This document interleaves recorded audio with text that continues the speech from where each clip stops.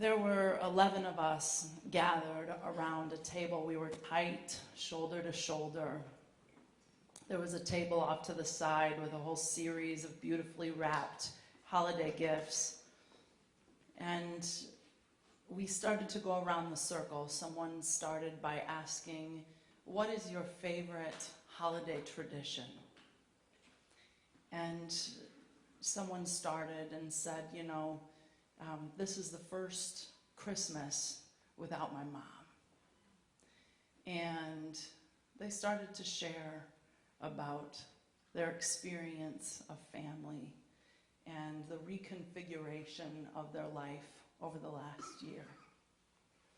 And then the next person shared and they said, I don't have a family. I'm not connected to my family anymore. And so this is actually a really hard time of year for me. My heart starts to break a little bit. And then the next person shared and spoke of the traditions of their family and the things that they remember from long ago. All of their family has passed. And so they've gotten to a point in their life where they've formed their own experience of family. And then the next person went and said, I think this might be the last Christmas I have with my mom. She might not be here this time next year, and so I'm really present to being with my family. And a few people couldn't share. It was too tender. And that was at our staff meeting last Sunday night, our dinner, to celebrate the end of the year. And I was just so present to the gift of being with the complexities of one another. And the gift, the generosity of listening that we can always extend. And for me, that was really a moment that distilled, that clarified what I want to hold most sacred this time of year, is the being present with one another. And so I was inspired this week as I was sitting with that and titled this message, Accepting the Gift of Presence. Being in this now moment, exactly as one another shows up.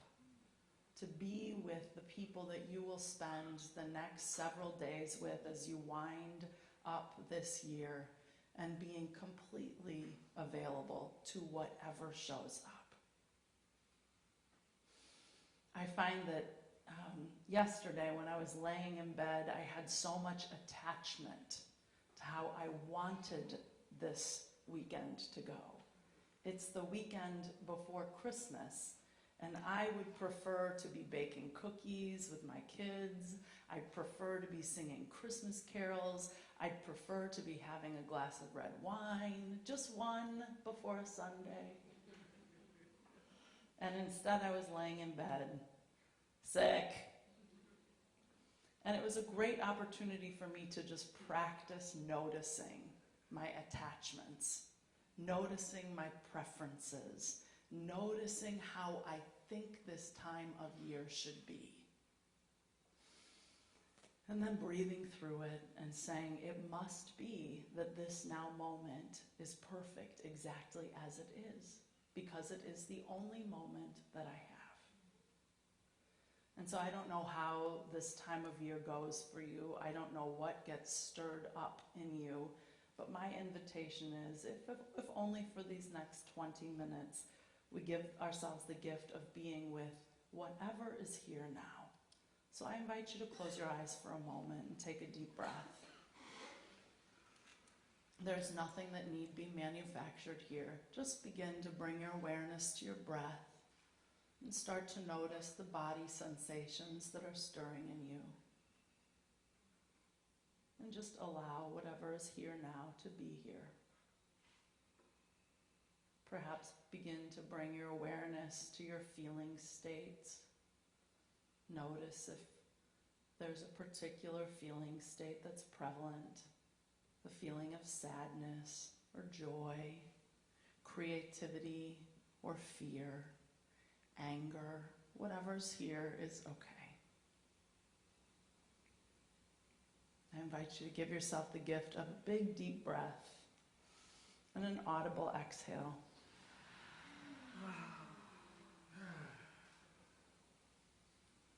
And you can run around after you leave here today. You can open your eyes if you want. So, what is a holiday like Christmas in a post-religious community? What is it? What is this holiday if we don't identify in particular religious constructs? And I want to provide a metaphysical context, which is what we do here, which is, the whole world has organized itself around what? The birth of what? The birth of a new possibility. That is the idea of the birth of Jesus. That he actually came forward as a new possibility. And metaphorically, that is always available for each of us. That something new may come forward. What he symbolizes is the intersection of your humanity and your divinity. What he came forward to say is that there is nothing out there that will save you. You are the light of the world. You're it.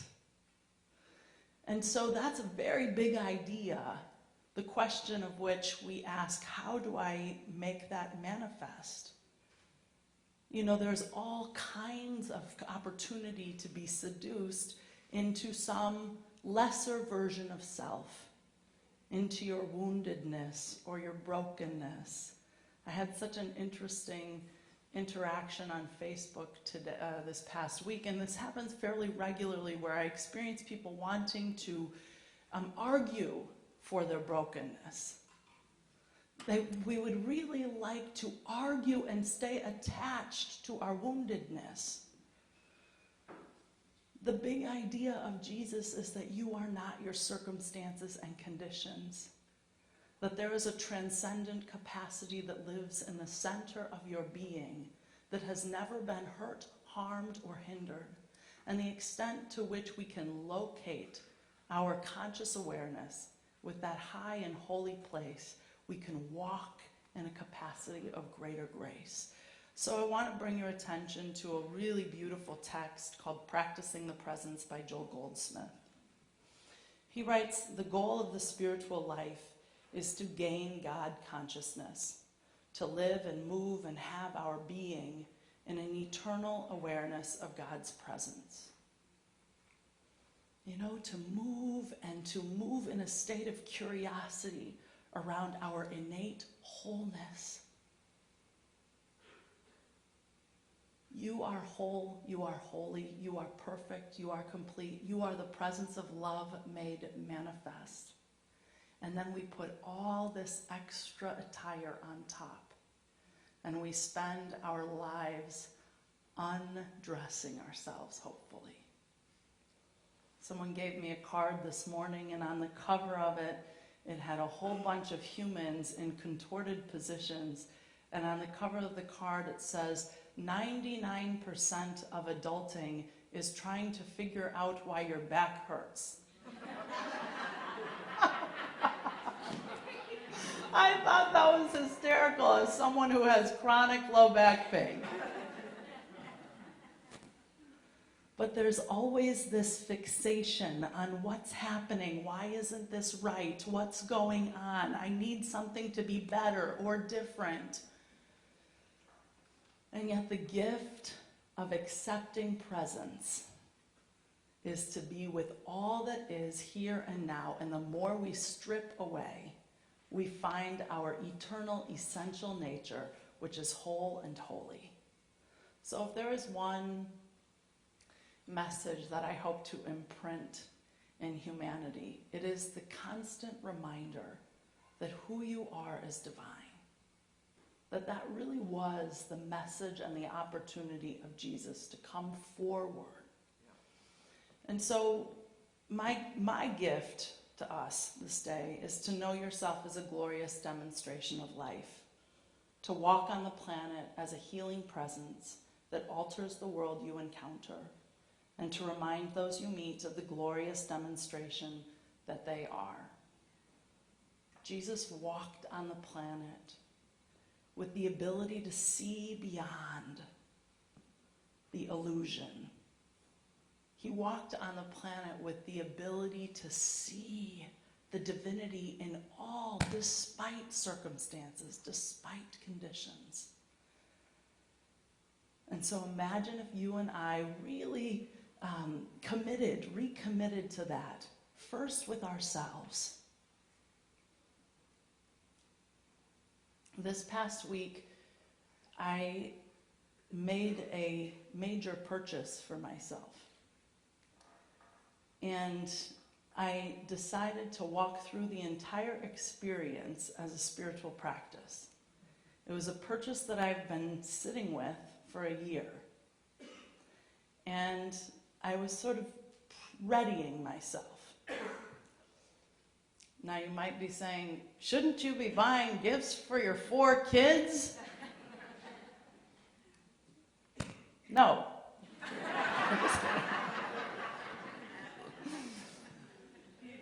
And it was really interesting because I said to myself the entire time, if you're going to do this as a spiritual practice, then if at any point the addictive one in you or the compulsive one in you comes forward, you got to kill the deal. And I wasn't then walking from a place of like, oh, I really want that, you better behave. It was like, no, just being present with what is. And so I went into the store, which will remain nameless, and had this experience with the salesperson, had the experience of trying this article of clothing on, had the experience of my car being in a 30-minute loading zone and we're at 29 minutes. And I said to myself, okay, if you start rationalizing, like I noticed myself saying, put a bubble of safety around the car, it'll be okay, you won't get a ticket. And I'm like, you are so full of it. And so I said to the man who was helping me, I said, I need to go right now. I need to go move my car. And because I can't make this purchase and getting a parking ticket. That would be too much. And he was like, okay. I said, so I will be right back. And I thought he probably thinks this is like my exit strategy, you know? So I went and I drove around. And I was like, my parking karma was not working, so I was breathing through that. Finally, I found a spot. I went back in, made the purchase, picked it up the next day. And after that transaction went through, I signed the receipt, all of the fears came up. And I was just committed to being with them. Now, if you remember last week, Galen McDowell talked about the spirit, the soul, and the body. And what he talked about is the soul is the houser of your world of beliefs, feelings, opinions, memories. And so we have these high ideas of love, of peace, of joy, of abundance, and they push through what I call a filtration system. And depending on your world, your cosmology of beliefs, out comes a particular outcome. And so when we talk about change your thinking, change your life, it's really about get curious what's in the soul. Get curious what's in the subconscious mind. The extent to which you are aware of what lives in the subconscious mind, you will be able to produce more desirable outcomes for you at the level of the individual and at the level of the collective. So all the fears started popping up. And I noticed the one in me that I've inherited from my mother, who has to justify every penny spent, how, why, etc., etc. You know, she wants to provide, I love my mother, she's right in the front row. We call her the Amen Chorus. But it's this tendency to explain why this financial choice was made. And I noticed that one in me. And I decided I am not going to tell my mother about this purchase because I do not need to justify this to her. And then I noticed the relationships in my life with people who have lots of wealth. And I started to notice that I didn't want them to know about this purchase either. Because if they knew about this purchase, then they would have all kinds of judgments and stories about how irresponsible I am, how reckless I am. I did not want my kids to know about this purchase because they are taking on student loans and this was very irresponsible. Now understand, the practice was awareness. I was just noticing all of it. And I was feeling some sadness, like, wow, look at the cosmology of thought that you live in.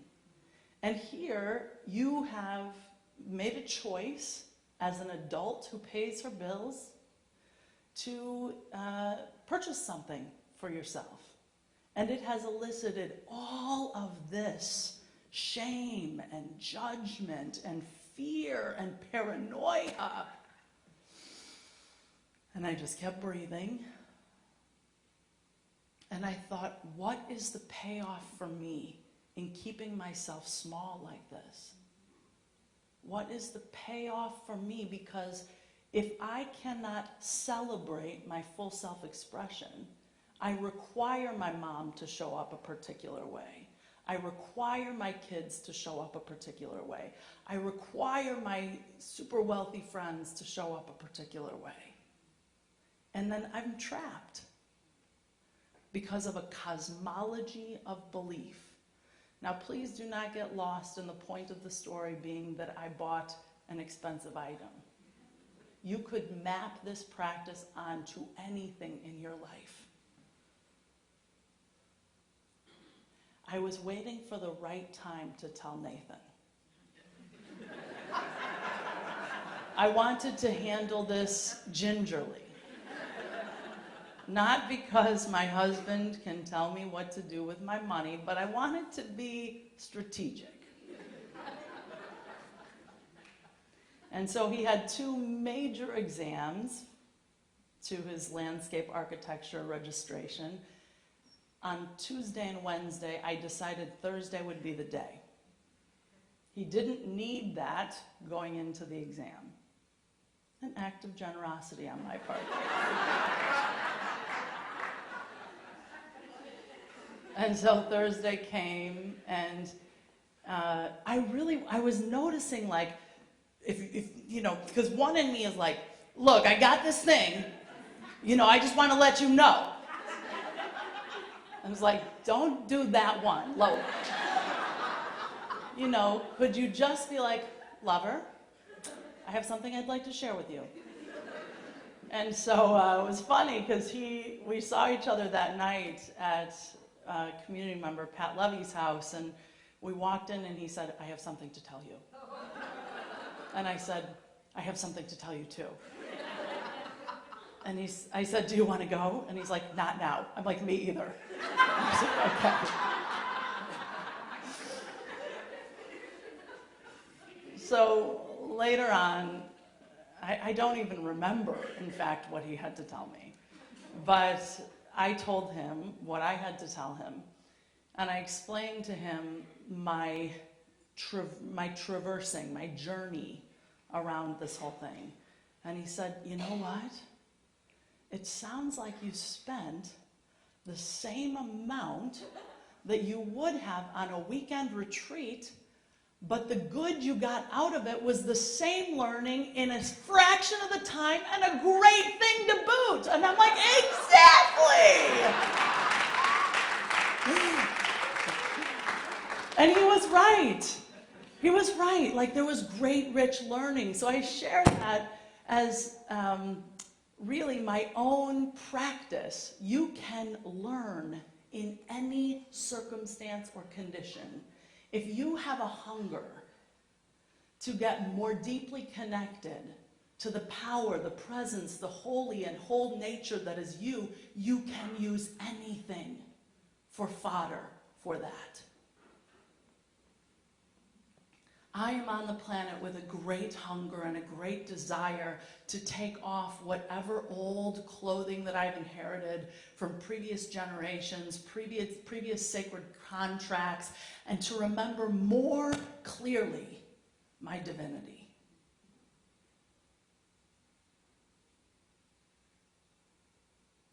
The big idea is that there is only one of us here, and that we create all kinds of suffering through our seduction with separation. And then we have to ask ourselves, what's the payoff? So for me, the payoff was, let me get it. What if my family and friends won't be as generous with me if they know that I did something nice for myself? Like, I feel heat in my face saying that. Have a little bit of sweatiness. This old paradigm of being sacrificial of oneself has created a lot of suffering on the planet.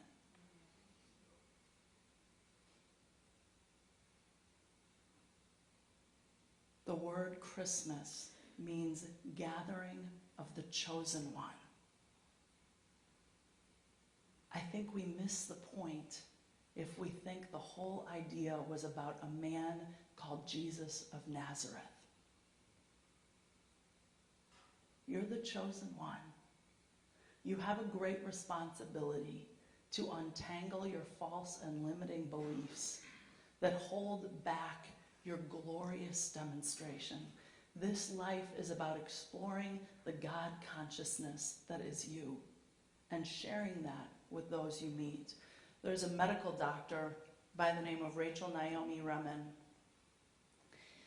and she has a class that is in many medical schools, and it's called The Art of Healing.